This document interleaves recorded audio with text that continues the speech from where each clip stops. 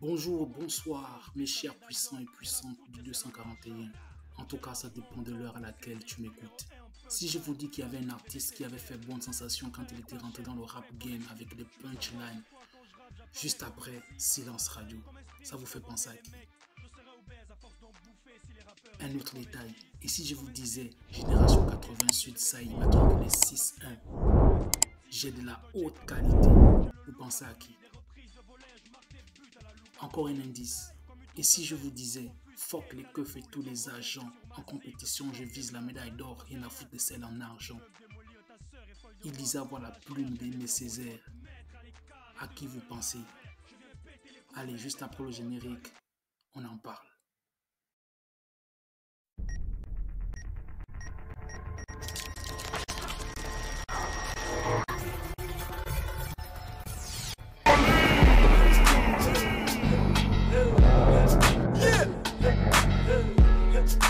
C'était ma mise. 49. Ça me dépasse, gros. Il me compare avec des bâtards.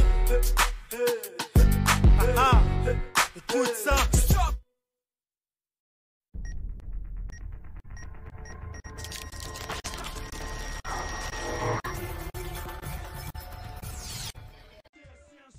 Au Gabon, il y a eu une période où chacun voulait montrer la force de sa plume, qui avait plus de technique, qui avait plus de flow, qui avait plus de punchline, un peu comme les initiatives de Rodzeng avec les cyphers et les différentes touvions qui se sont succédés.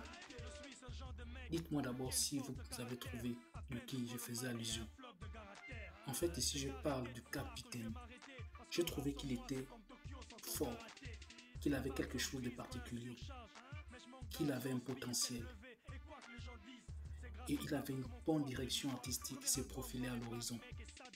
Très bon dans les punchlines, très bon en flow et en technique et en jeu de mots. J'ai retenu deux punchlines du capitaine. Une punchline où il dit qu'il pouvait devenir obèse à force de bouffer les MC si c'était comestible.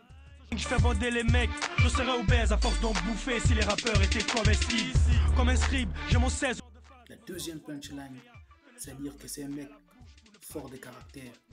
Dès qu'il attrape le micro, déjà flop des caractères. Ça, c'est juste deux punchlines. Je suis ce genre de mec qui a une force de caractère. À peine je prends le mic et il y a un flop de caractère. Mais moi, j'avais une question à poser au capitaine. Il a dit dans son son, avec une punchline bien aiguisée, que arrêtez de croire qu'il va arrêter le rap. C'est comme Tokyo sans son karaté. Les gars, arrêtez de croire que je vais m'arrêter, parce que le rap sans moi, c'est comme Tokyo sans son karaté. Et moi, je me demande, où es-tu passé? Quelle est ton actualité? Où es-tu, capitaine? Si tu vois cette vidéo, dis-moi, donne-moi ton actualité. Où es-tu? Allez, je vous laisse avec tout le son.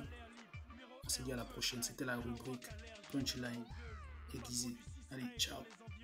J'enverrai à la casse tous ces bouffons qui nous environt.